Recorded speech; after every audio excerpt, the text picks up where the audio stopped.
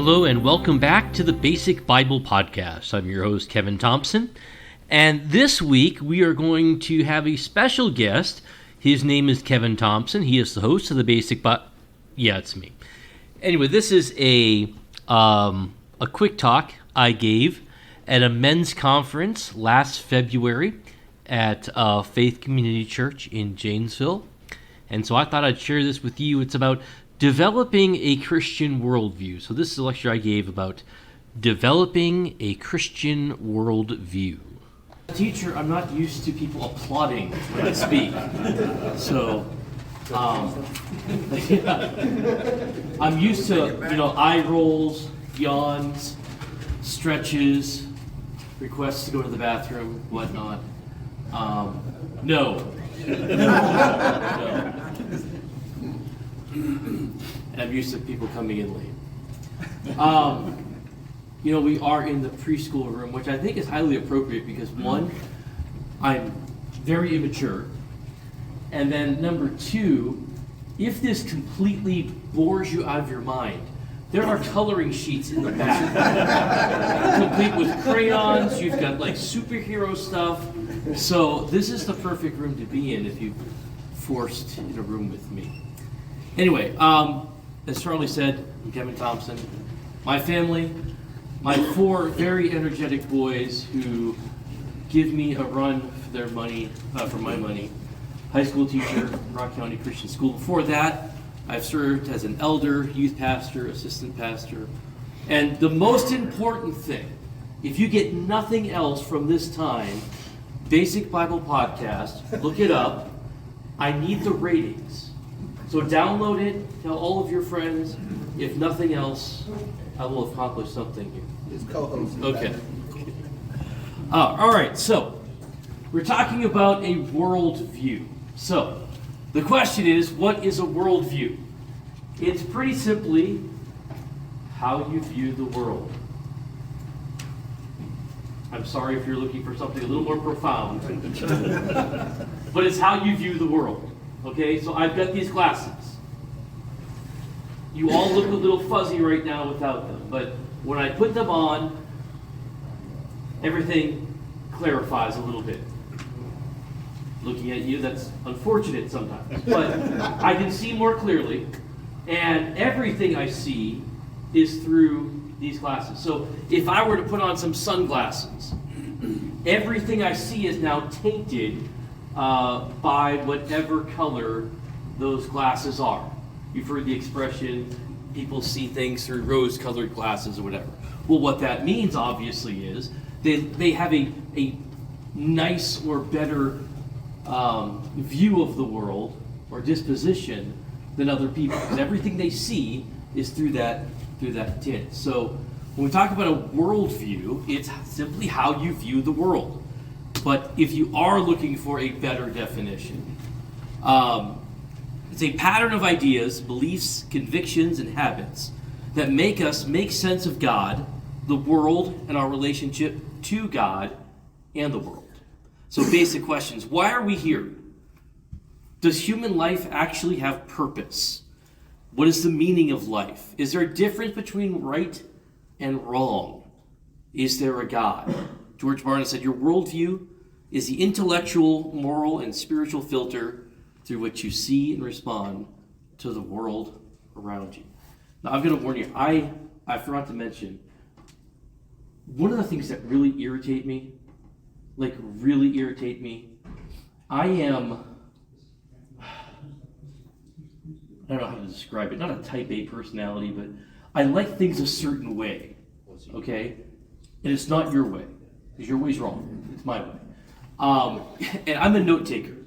I have a tendency to fall asleep during messages, during sermons. I've got my sermon outline book. I keep notes. And one of the things that irritates the fire out of me is when someone's got a PowerPoint and they change the slides too fast. Sorry, if you come to Faith Community, Pastor Jeff, I'm sorry. You need to keep those on just a little bit longer because I'm writing and I'm slow. But I do have in the back on that black table over there, I made copies of this PowerPoint So if you're like me and you get irritated because you have to get every last note, it's back there. Feel free to take it, burn it, do whatever you want with it, color on the back, make pictures, whatever. But again, if you're like me, that irritates me, so I have it back there. All right, your worldview is the intellectual, moral, and spiritual filter through which you see and respond to the world around you. Now, if we want to get technical, there are about 6 major different worldviews. We're not going to talk about all 6 because the topic of this discussion is how to develop a Christian worldview. And I thank Tim Bales for coming up with the description because I completely forgot and missed his email about how what he wanted. So thanks, Tim, for filling that in. So if this doesn't exactly match your description, I apologize. It's completely my fault. But Christianity, which we're going to talk about today, Islam, spirituality, or back in my day, we called it the New Age movement. We're talking crystals, we're talking horoscopes, and all that fun stuff. Or today, it's the spiritual... Paganism. Paganism, sure. But we don't call it that, because that sounds negative. It's the spiritual, but I don't subscribe to a religion type thing. So I'm just kind of doing my own thing and all of that. And I also find, and this is a little hobby horse I don't want to get off on too much, but I think a lot of people mistake this spirituality for Christianity. We'll talk about that more in a minute. Marxism, you can file under that, communism, socialism, things of that nature, and postmodernism, I don't want to say a new way of looking at the world. In fact, I think sometimes we're moving beyond postmodernism, but the idea of postmodernism is that there is no absolute truth. You have your truth, you have your truth, and even though they conflict, we're okay. Because as long as it works for you, that's okay, but just don't push that on me. You can have your truth, I have my truth, and we're good. You want to believe in Jesus? That's great. You want to believe in Buddha? Go for it. As long as you're a good person, you don't harm anybody, we're all good, right? Well, logically that doesn't make sense, but that's where a lot of people are at today. So, how do you get a worldview? Most people catch their worldview like they catch a cold, and we know there's nothing worse than, the man cold, right?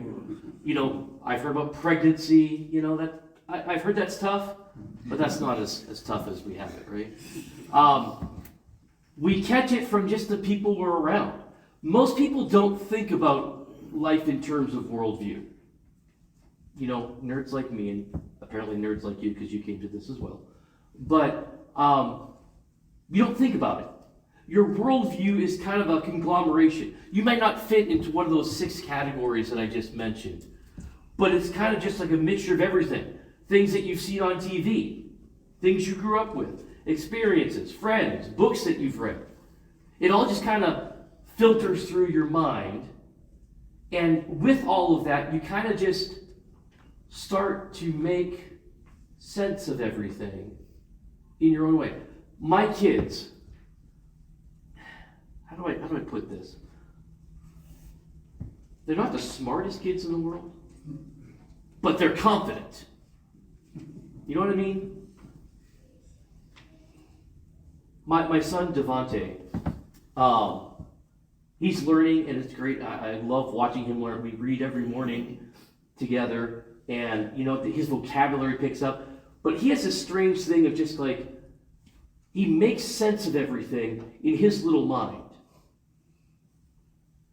And it doesn't make actual. If you sit down and evaluate this thing with him, eventually he'll figure out, okay, I was wrong about that. But in his little 6-year-old mind, just things work a certain way. For example, a couple weeks ago, my son Tony was baptized. And we were driving to church. We live in Beloit, so we were driving up 90. And Devante was really upset. Like, what's wrong? Like, he said, where are we going?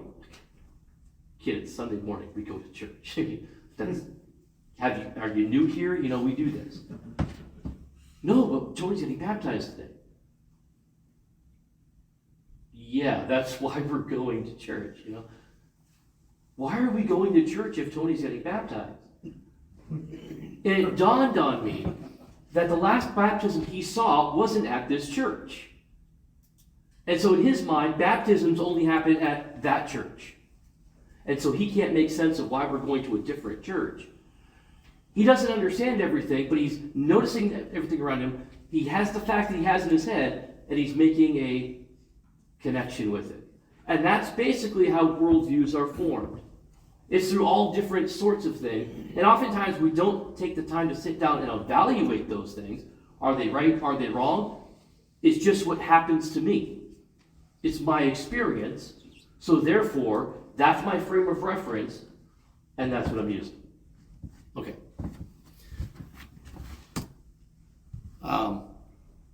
Yeah, basically the same idea. I'm going to skip over that.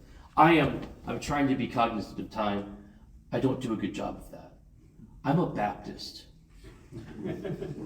30 minutes is like my introduction. That's when I clear my throat. But anyway. So, do we actually have a Christian worldview? Yeah, I've taken one of the things I do with my spare time, because again, I'm a nerd and I'm not a very socially acclimated person. I collect little memes and things I see on social media that I have seen fellow Christian people post. And I think, really? Do you really believe that? So we talk about a Christian worldview, and oftentimes the assumption is, well, I go to church, I've been to church all my life, I read my Bible, so obviously I have a Christian worldview. But do we? Because there's a lot of things that we believe that actually aren't grounded in Scripture. And we actually sit down to examine it, we would see, oh, no, that's actually not what I should believe. Like maybe you've seen the illustration here of the elephant. So the illustration of the elephant is there's this dark room somewhere, and everyone's blind, and they're trying to feel around to see what is there. And well, one person feels the trunk of the elephant, and then, oh, it's a snake, or one person's feeling the tusk, and it's a spear, or all this other stuff. But the point is, nobody really knows what it is, right? But they're all right. And sometimes we view that in terms of religion. Well, Buddhists view God in this way, and Christians view God in this way, and Jews this way, and Muslims this way. The reality is none of us really know what's out there, but we're all right, aren't we? Well, no. And we know that's true because in order to understand the illustration, you have to accept the fact that there is something there. And it's a definite thing. It's an elephant. So they're all wrong. They can't all be right and be different at the same time. Or maybe you've seen the illustration about just because you're right doesn't mean I'm wrong. Is it a 6 or a 9? We don't really know, do we? Well, back up. Somebody wrote that. Somebody actually knows if it is a 6 or a 9. In fact, the problem is we don't have enough facts here. Perhaps if we backed up, we would see some other numbers. Or if we backed up, maybe we'd see it in front of a house or in front of a building, and that would start to make sense. Well, both of these, they seem nice, they seem loving and kind, but they're wrong. Because we do believe in absolute truth. As Christians, we do believe there is a right and there is a wrong. And yes, when I say that Jesus Christ is the only way to heaven, that means other people aren't going there. Ideas have consequences. Or, we're all God's children, right? Well, again, it sounds nice, but you read through, Chris Brown talked about this morning, John 1. We read through John 1, the rest of John 1, and we see, well, are we all children of God? No. Get away from toxic people. Well, oftentimes what I see that being used for is the idea that I don't want anyone to tell me I'm wrong. Or don't judge me. Or hey, you're the author of your own story. If you don't like it, change the book or change the chapter or whatever, change the page. You're the author of your own story. Oh, no, you're actually not. So we have to look at this world, examine it, and ask questions. And that's how we start to begin a Christian worldview. The problem is, we sometimes think there's religion on this side, and there's facts, and there's science, and there's reason over here. Francis Schaeffer, a famous Christian philosopher, gave this illustration. Modern man resides in a two-story universe. In the lower story is the finite world without God. Here life is absurd. In the upper story are meaning, value, and purpose. Now, modern man lives in the lower story because he believes there is no God. But he cannot live happily in such an absurd world. Therefore, he continually makes leaps of faith into the upper story to affirm meaning, value, and purpose, even though he has no right to, since he does not believe in God. Modern man is totally inconsistent when he makes this leap because these values cannot exist with God, and man in his lower story does not have God.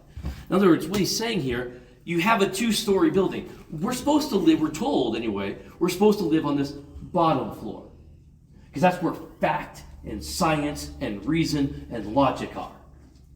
And these are the things that ground us. And your religion, your philosophy, that's up on the upper story. That doesn't really matter. What matters is the lower part, because that's the only thing we can make decisions based upon. That's the only thing that we can judge right or wrong is on this lower floor. And sometimes we fall for that. I'm a nerd. Our last speaker was talking about following the Vikings and whatnot. I'm not a sports guy. I follow politics like people follow sports, like normal people follow sports. I'm not normal. And so I'm a big political guy. And I'm told all the time that when we enter into the public arena of debate, you got to leave your religion at the door. You can't legislate morality, or you can't have that worldview here, because this is for everybody, and therefore we have to just deal with fact and reason, not with your religion. Because the assumption is religion is like ice cream. You have chocolate or vanilla, and you can choose whichever one. It really doesn't matter, right? Well, no. We believe all truth is God's truth. And the question about legislating morality is not if you could do it, it's whose morality you're legislating. Because every time you ask a question of right and wrong, you're dealing with morality. And every decision the government makes is a question of right and wrong. In fact, you look at, we're talking about gay marriage event, it's been in the news again. And these people are not just saying, listen, we need to be in a neutral area, and this is where.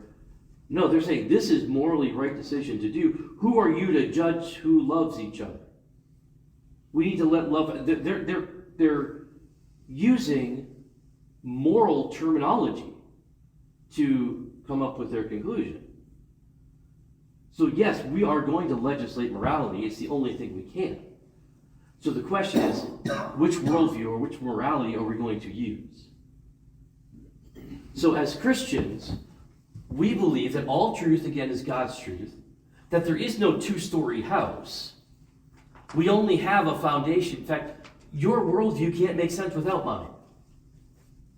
Because I believe in a God of order, logic, and reason, who created this world in observable patterns and whatnot, with consistency, that you can't explain outside of a creator. Why does water freeze at a certain temperature? That it did yesterday, that it will tomorrow? Well, science can't answer that question, but I can.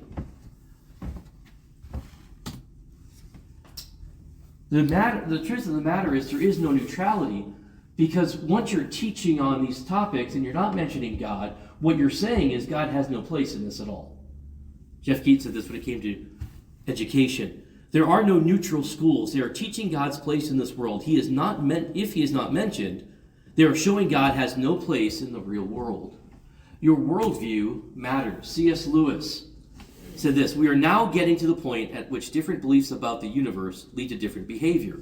Religion involves a series of statements about facts which must be either true or false. If they are true, one set of conclusions will follow about the right sailing of the human fleet. If they are false, quite another set. In other words, what you believe matters.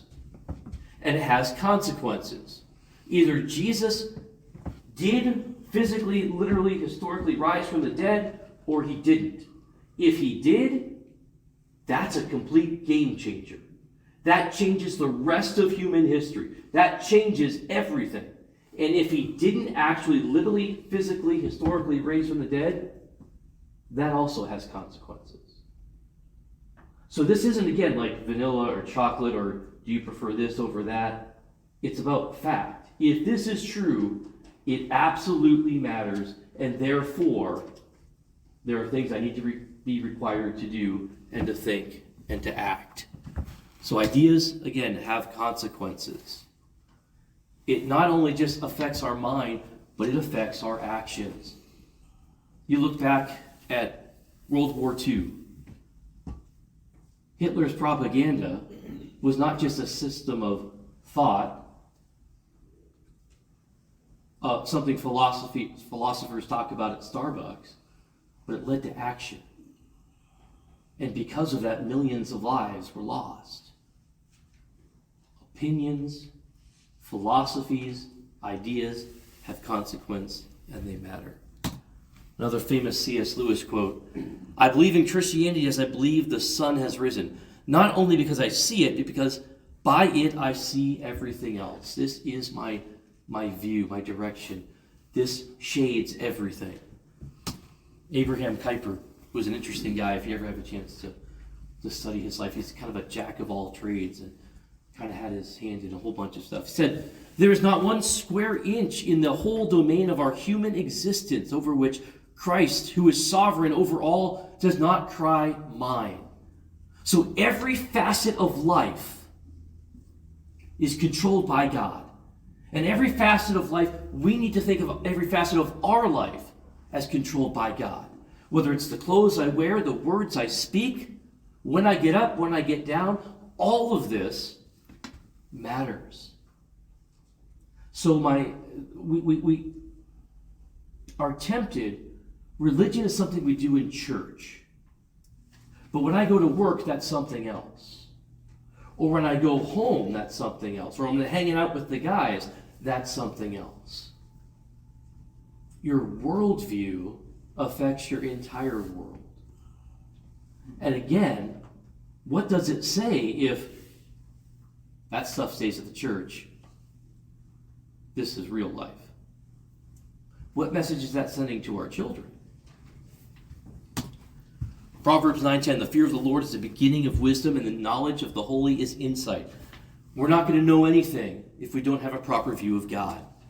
1 Corinthians 10:5, we destroy arguments and every lofty opinion raised against the knowledge of God, and take every thought captive to obey Christ. Every thought. I'm trying to run because I'm noticing we're running really low on time.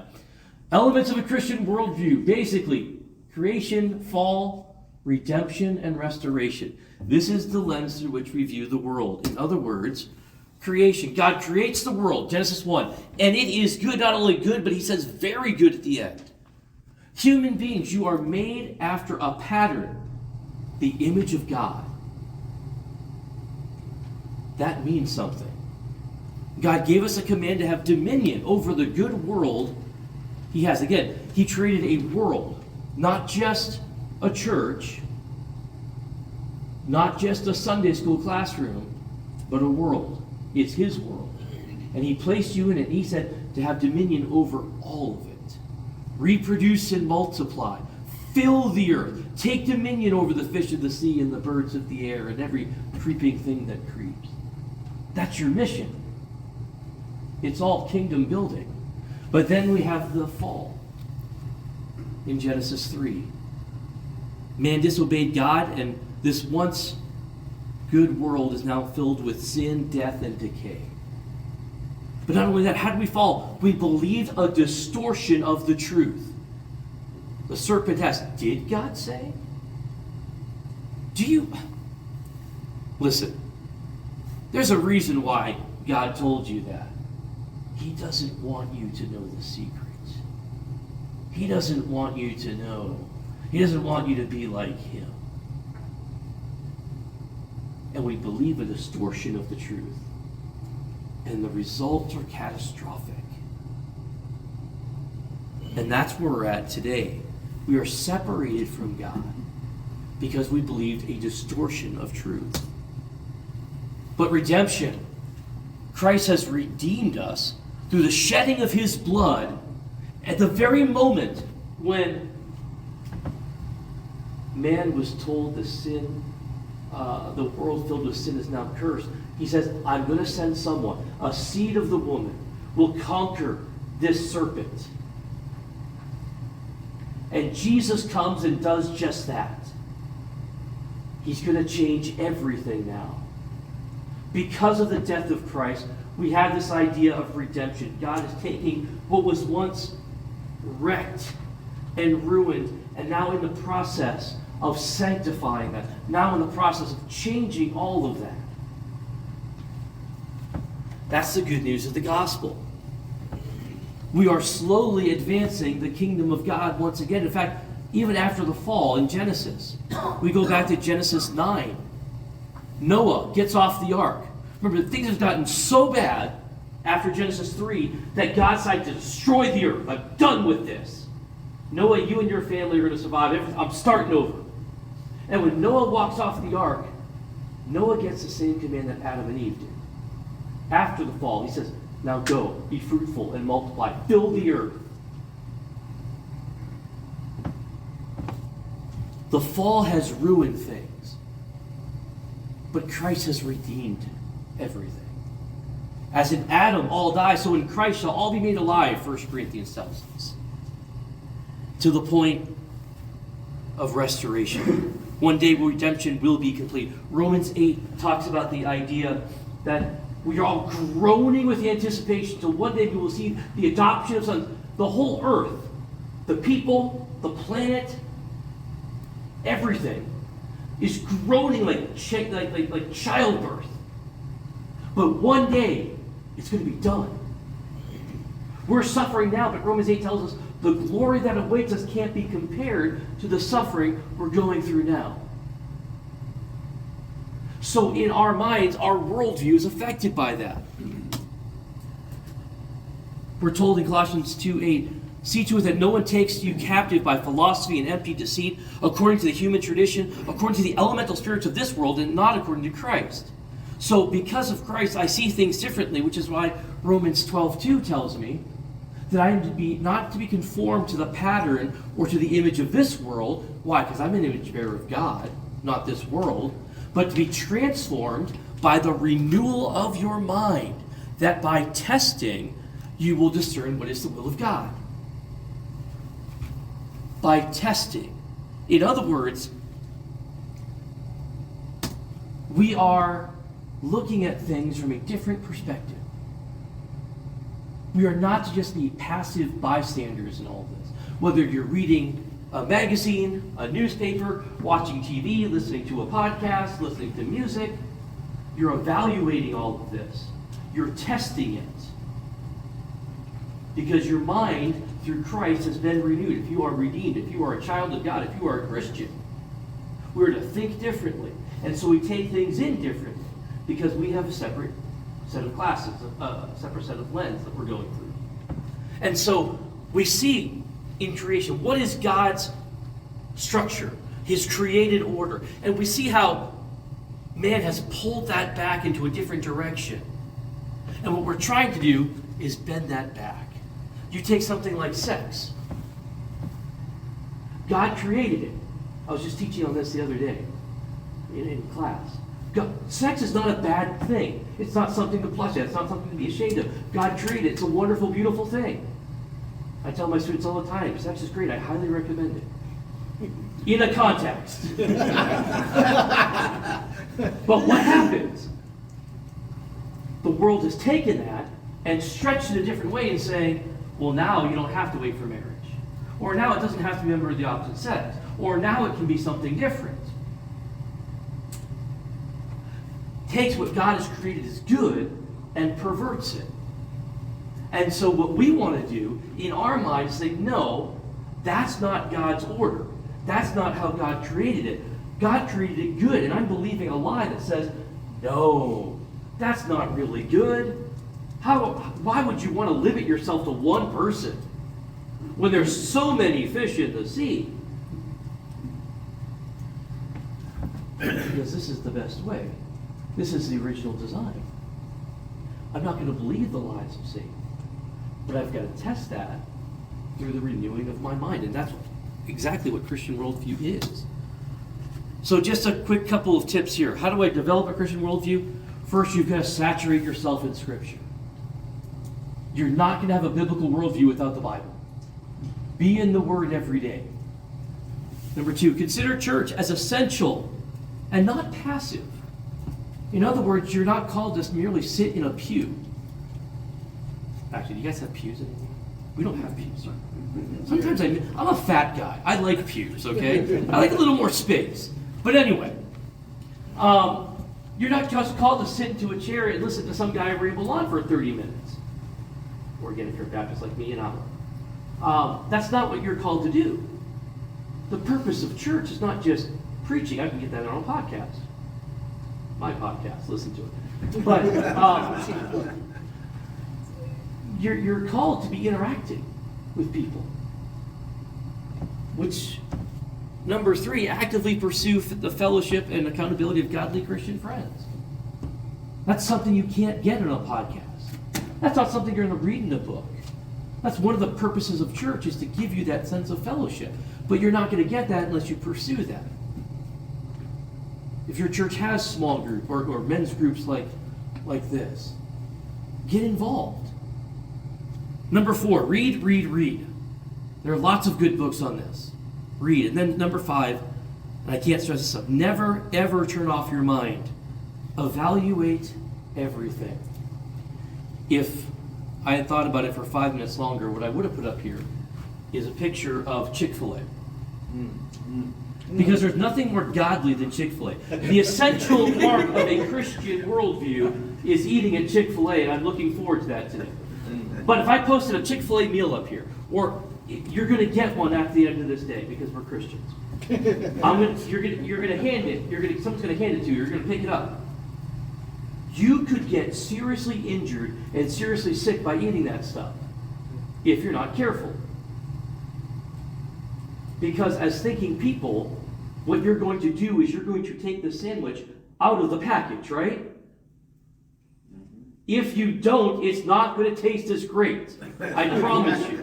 But what have you done? You've evaluated the situation. You looked at this thing, and you know some of this is trash, and some of this is edible. You've got to think through the situation. When you're watching TV, you've got to think to yourself, this part is trash, this is edible. When I'm listening to music, this part is trash, this part is edible. I'm reading the newspaper, it's all trash. No. You get the idea. There are parts of it you've got to think through. Never, ever, ever turn your mind off. That's why you need sleep. That's when you're supposed to do that. And get enough sleep. All right. And I've got a list here of some books here that I recommend. And again, you can write these down, or again, there's copies in the back if you're interested.